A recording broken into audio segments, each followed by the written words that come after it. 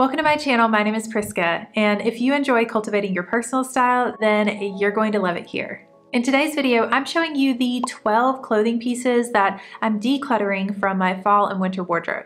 I'll do a try on and explain why each piece doesn't work, but you'll be able to visually see what I'm talking about, and that's going to help you to apply that logic to your wardrobe and purge the pieces that you no longer wear.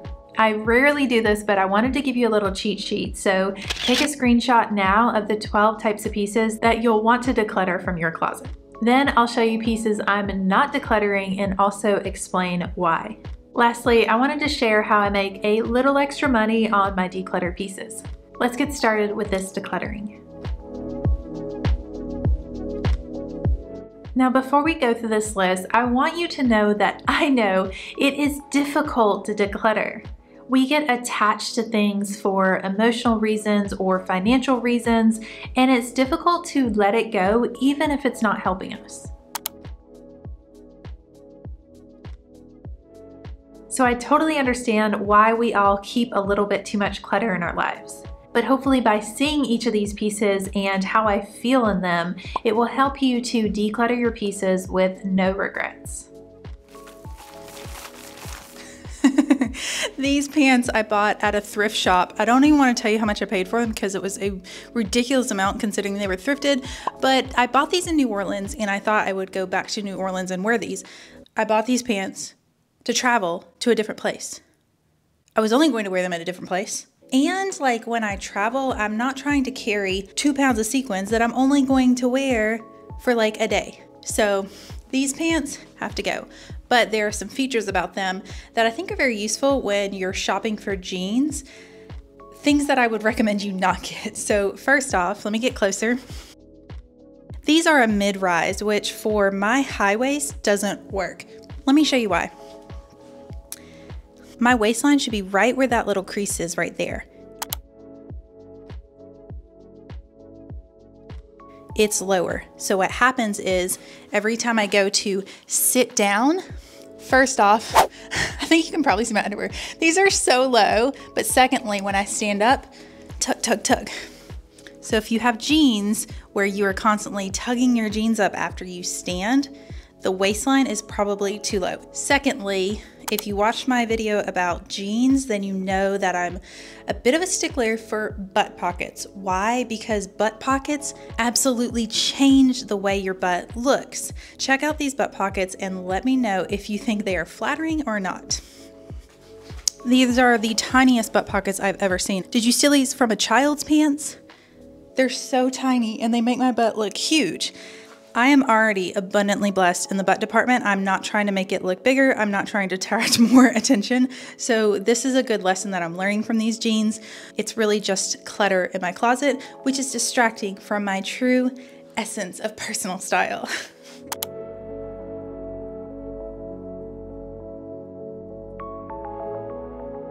This next pair of pants, they're so cute. I hate that they don't work for me.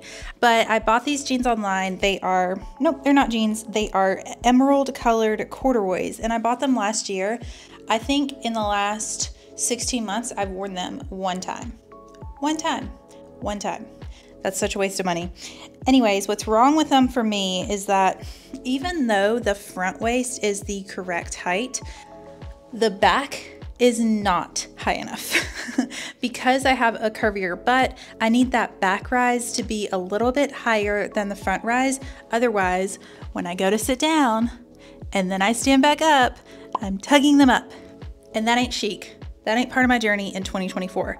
The other thing that's wrong with them that I can learn from, so next time I'm buying pants, I don't make this mistake again, is that they're straight leg. And although, you know, straight leg, it's just a preference. I prefer a flare. Why? Because it's groovelicious. I like much more of a flare, or like a crop flare. That works better for my hot climate. I still get some ankle breathing room, but these are straight leg and they're just not groovy enough for me. So somebody else is going to love them.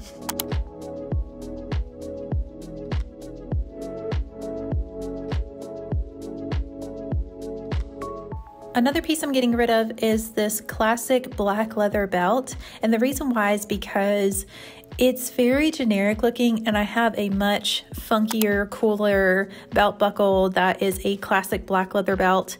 So it fits both the occasion sometimes and my personal style. But more importantly, I have a black belt that I reach for all the time with a silver buckle. As I shop for accessories going forward, I'm going to use them as a personal expression. And I like that the florals on it has this romantic essence to it. This pair of jeans have been with me for, I think, about 4 years, and they just recently started to lose the integrity and the stretch. Now, technically my butt's big enough that it would stretch it out so it's still stretchy, but this puckering means that the stretch in it has been damaged, and that's why it looks like that. The fabric is compromised. But I'm also learning that the style of jeans I like is just different. What I noticed is that when I moved out of skinny jeans into flared leg jeans, I like the way my body looked more. Skinny jeans, because they're so skinny at the ankle, are going to accentuate your hips. So if you're going for like curvilicious date night, or if you just want your hips to look bigger, then wear skinny jeans. But if you want to create a more balanced proportion between your hips and the bottom hem of the pant, you want to go for a wider bottom. So flared leg, wide leg jeans, crop flared, my favorite style. These are straight leg. And there's a way that I can trick myself into liking these by posing in them. So if I pose like this, kind of popping out a hip, standing back, elongating my leg, I like these jeans. But if I'm standing like I normally do in my real life, I don't like them. The tapering at the bottom is too narrow, which is making that same effect with the skinny jeans where my waist and my hips look larger. So even though I've kind of tricked myself into liking these for a little bit longer than I did, these have to go.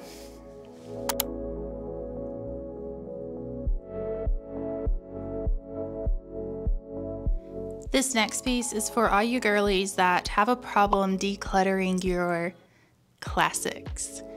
If a classic is not flattering on you, it does not matter if it's called a classic, a staple, a basic, quiet luxury, any other word by anybody else's definition. What matters is if it's flattering you. This is a mini skirt that I used to wear quite regularly, and I did go through a neutrals classic era that I didn't really love. But the problem with this is that it is not made for my proportions. The waist has always been too big. It's always. So my hips kind of keep it in place because it's a little tight at the hips, honestly, a little too tight. But the waist has always been too big, and that just kind of looks, let me see if I can show you. This just kind of looks a little bit sloppy. Now, if I wanted to keep this skirt, I could definitely get this tailored. That would be pretty easy, just like a jeans tailoring. But there's 2 reasons why I won't. Number 1, it's already tight at the hips, so cinching it in at the waist isn't going to change that. And number 2, this just isn't my style anymore, so it doesn't matter that it's classic. Honestly, classic is not one of my style words. Colorful, groovalicious, curve flattering, those are some of my style words. And this is just way too much of a classic for me to enjoy. So I'm going to donate it, and somebody else is going to love it. They're gonna look great in it. It's just not for me.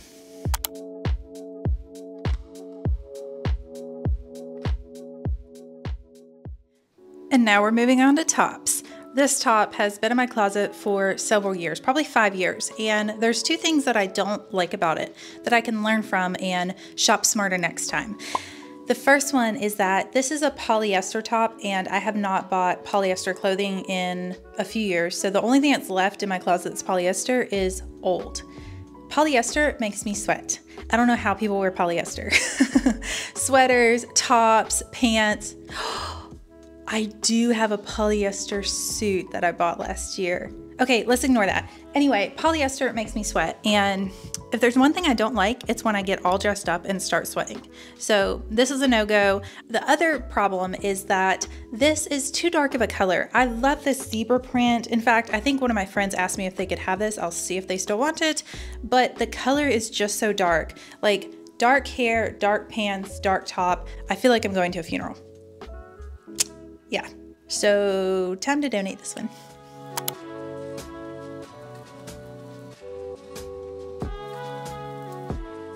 I'm sure I don't need to belabor the point by going into why I don't like this top. It's gray. That's it. That's the start and end of it. I'm not saying gray is a bad color. Some people look really good in gray. If you have gray hair, a gray top looks really good. Some people just have like lighter color skin and hair, gray looks good. The low contrast thing, it just works for them. For me, it feels heavy and sad, so no more gray in my wardrobe.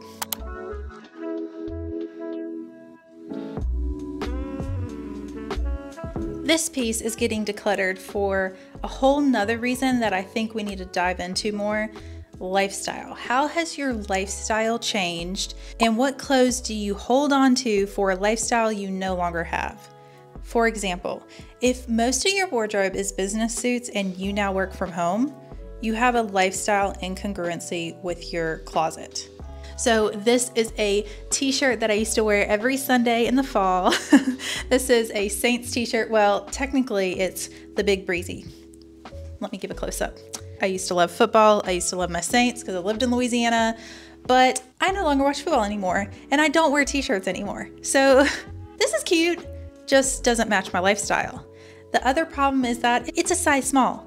I used to be a size small, now I'm a definitive size medium, so wearing a too tight shirt that feels tight in the underarms isn't comfortable, especially for a t-shirt, a more casual piece.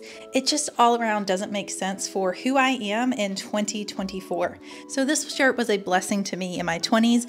I've probably worn it 100 times, but nowadays I'm not wearing it, so it's just clutter. Time to donate it. This is the most unflattering skirt that I own. I need to declutter it.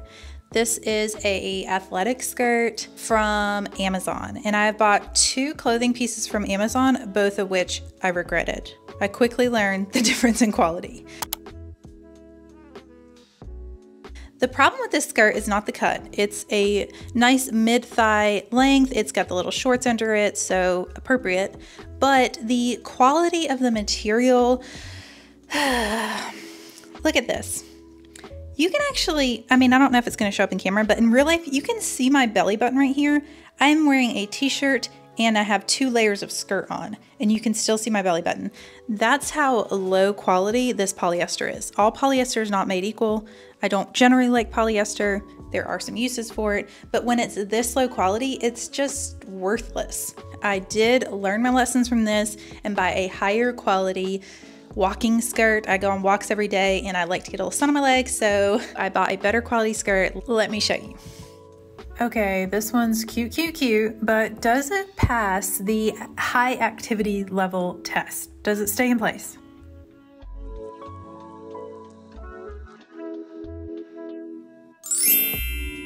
I have 2 pairs of black leggings that I'm decluttering. Why? Because they're low quality. These are the first pair. I bought these at a certain company's anniversary sale, and it used to be a pretty good sale. Like, you could get the same quality stuff for 15 to 50% off.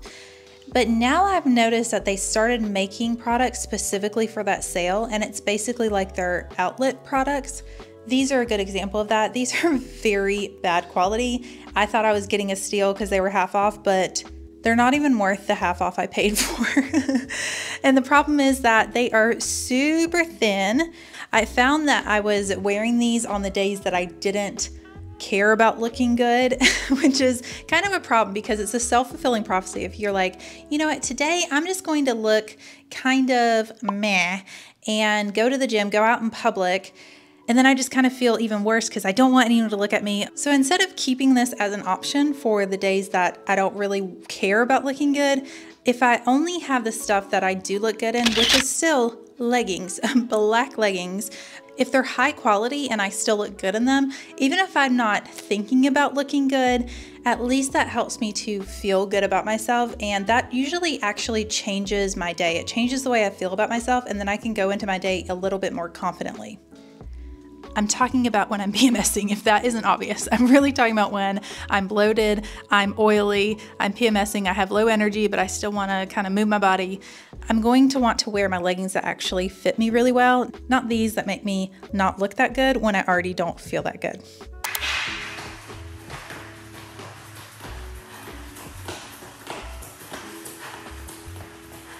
This hat has been with me for several years and it's excellent quality. And as you can tell by my hat wall, I love my hats. But this hat doesn't fit my style anymore. It's a little too cutesy, I think. I'm really more into the edgy fedora styles. So this one needs to be decluttered in favor of the hats that I'm actually wearing and suit my personal style now. The last piece I'm decluttering are these leopard booties, which I have adored. There was a time when if I saw something leopard at a store, I was definitely gonna buy it. But it no longer fits my color scheme. Really, the warmth of this color doesn't go with my outfits anymore, so I am going to declutter this one as well. Before we move on to the next section, let me know down in the comments if there's a piece that you know you need to declutter from your wardrobe, but you're having a little bit of difficulty letting go of it. I know it sounds strange leaving a comment for some person on the internet that's never going to check your closet, but it does provide some accountability because you said you would and you want to follow through on your word. So let me know down in the comments. A couple of years ago when I was talking about decluttering, a friend of mine gave me some really sage advice. She said what she does is takes all of her decluttering pieces that she's taken out of her wardrobe and she puts it like in a paper bag or paper box and puts it in a separate closet, maybe a utility closet, maybe her husband's closet. That's what I do. And that way it is out of sight, out of mind for at least a month. And then she revisits those items before donating them and it helps to eliminate donation regret. That's something that I've experienced a lot when I have too much clutter and I just get rid of things for the purpose of having less. And then I'm not really thinking intentionally about what's going to work well for me and what isn't. So by taking a longer, slower process with this, it really helps you not to declutter pieces that you'll actually want to wear later. And that is the case with this first piece that I'm not decluttering. I decluttered it prematurely. So this is a black long sleeve tee. You saw it at the beginning of this video. And I thought that this piece was too small because it's a size small. But because of the stretch of this fabric, I think it actually fits me well. So I'm going to pull that out of my declutter and reincorporate that into my wardrobe. The second piece that I'm definitely not decluttering are a pair of boots that I bought last season and I never even wore them this season, but that's because I wore my burgundy boots just about every day because I made a coordinating accessory set with the handbag that was my favorite this season. So just because you didn't wear something for a year doesn't mean you automatically want to declutter it. You really want to dig deeper and figure out why you didn't wear it. But I don't want to declutter these booties because they are very high quality leather. They're a more timeless style for me. They have a low heel, making them very walkable. I think I was just so obsessed with my burgundy booties this season that these just didn't ever get worn. But I strongly anticipate that I will wear them for the next several years, maybe decades to come. So hopefully I've given you enough of intentional thoughts to consider when decluttering that you don't have donation regret. Now for the pieces that you are ready to declutter, I have some tips on what to do with them. If it's an item that I think I can sell for $30 to a couple $100, I'll put it on my Poshmark. But if it's an item that is probably going to resell for $5, then I take it to the local thrift shop. The one that's here is called Plato's Closet, but when I lived in a different area, I sold to an Uptown Exchange. Any of these types of places, when they're buying your stuff, it's more likely that your things aren't going to end up in a landfill. And I'm very happy to report that I am making less money these days on reselling stuff because I am getting better about allowing items in. The stuff that I'm decluttering this year is stuff that's several years old when I didn't really have a sense of personal style and I was just buying whatever was available. And that's where I can help you out more with the videos that I make on my channel.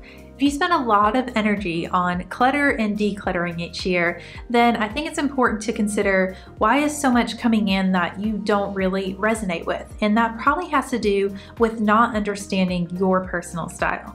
So I recommend you watch this video next, and it's the first step to having really great outfits that resonate with who you are. I'll see you next week with a brand new video, but until then, take care.